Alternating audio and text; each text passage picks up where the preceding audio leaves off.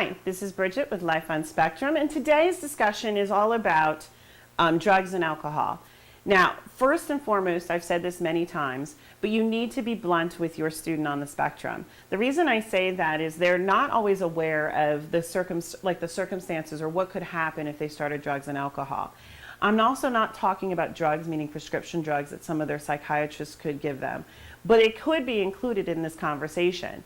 You need to make sure if they are taking prescription drugs that they are aware that no one else is supposed to take them except them, and that on the label it says their name. Show them and say it's only for you, not Jim Bob or Joey or whoever else rides the bus. Make sure they're aware that that prescription is just for them, because more and more students are swapping medications, and I want to make sure that your student does not get in that circumstance.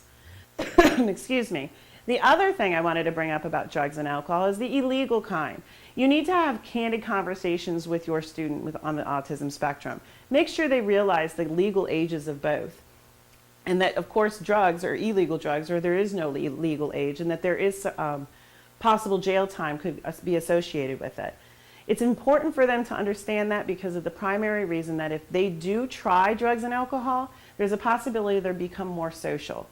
There have been many studies that show that different drugs and alcohol with autistic students make them more social. My cousin is an example of that.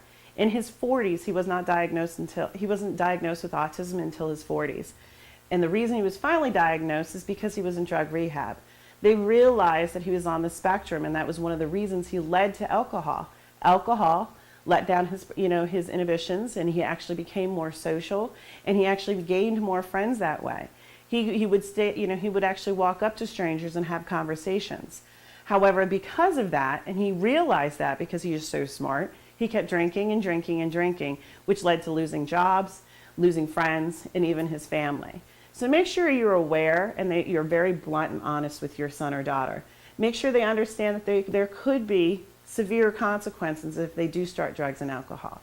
Make it a rule or make it a law and actually inform them that it is against the law. And usually, students in the spectrum will actually abide by them.